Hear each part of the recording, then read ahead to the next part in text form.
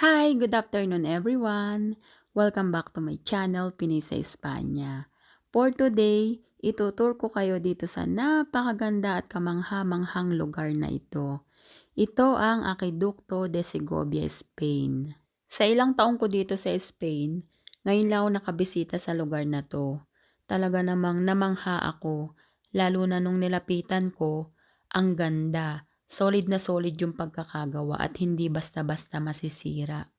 At alam nyo ba, itong Aqueducto de Segovia ay ang tinuturing na pinakamahalagang landmark ng arkitektura ng lungsod. Itinalaga rin ito bilang bahagi ng Segovia UNESCO World Heritage Site noong 1985. Ating alamin naman yung kabuuang haba ng aqueducto na to, yung lapad at kung gaano nga ba siya kataas. Itong aqueducto o water supply na ito ay may tinatayang kabuuang haba na umaabot sa 794 meters at may lapad naman na 5.1 meters at ang taas naman niya ay umaabot sa 28 meters at ito ay matatagpuan sa province ng Segovia, Spain.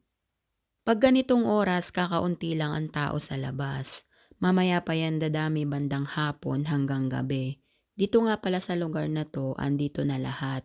May convenience store, restaurants, bars, at marami pang iba.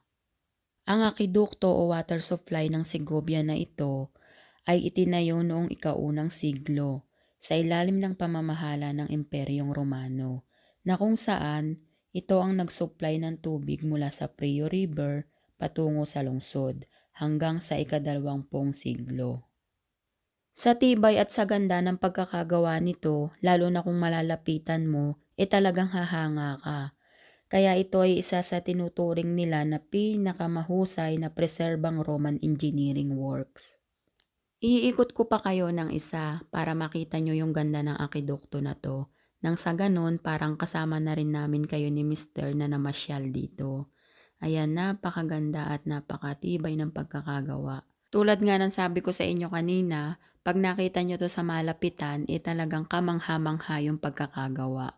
Ayan, nauna na si Mister. Kasi pupunta kami doon sa kabilang side dahil hindi pa namin yun napupuntahan. Dahil nga sa haba at lawak nito, talaga namang kukonsumo ka ng oras para malibot mo yung kabuuan ng aqueducto na to. Medyo mahaba-haba pa yung lalakarin namin, kaya i-enjoy lang namin yung paglalakad hanggang makarating kami doon sa dulo. Malapit lang din yung hostel na tinutuluyan namin dito. Diyan sa left side, sa kabila niyan, andyan lang. Walking distance lang dito, mga 5 to 6 minutes lang. Bukod dito, marami pang pwedeng puntahan sa Alcazar, Plaza Mayor at sa Katedral. Mga 20 to 25 minutes yung lalakarin bago makarating doon. Pero sulit na sulit yung paglalakad kasi mai-enjoy mo dahil malilibang ka sa mga dadaanan, kabilaan yung mga nagtitinda ng mga souvenir, at malilibang ka dahil marami ngang makakasabay, marami ding naglalakad papunta doon. Pag natapos namin to at nakarating kami dun sa dulo, babalik na kami para mananghalian. At mamayang hapon, pupunta kami sa Plaza Mayor, sa Katedral at sa Alcazar. Medyo mahaba-haba rin kasi yung lalakarin namin, kaya kailangan naming kumain muna at magpahinga. Magpapaalam muna ako sa inyo kasi sasabayan ko muna si Mister maglakad para ma-enjoy namin yung pamamasyal namin dito sa Aqueducto at para mas maaga na rin kaming makarating dun sa dulo dahil after nito kailangan naming mag-lunch at magpahinga ng konti kasi mamayang hapon sa ibang lugar naman kami pupunta. Bali 2 days nga lang pala kami dito sa Segovia, kaya ayaw namin masayangan ng oras para mapuntahan pa namin yung mga gusto naming puntahan bago kami bumalik sa Madrid. Bago ako magpaalam, nagustuhan mo ba ang video na to? Kung oo, wag mong kalimutang mag-like at mag-comment ka na rin kung nagandahan at namangha ka rin ba tulad ko dito sa Aqueducto de Segovia. Kung hindi ka pa nakasubscribe sa channel ko, subscribe ka na, Pinay sa Espanya, para lagi kang manotify sa mga bagong video na ia-upload ko pa.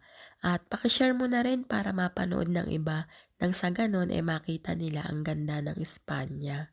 Maraming salamat sa lahat ng subscribers ko na walang sawang sumusuporta sa channel ko at sa lahat ng viewers ko na walang sawang nanonood ng mga video ko.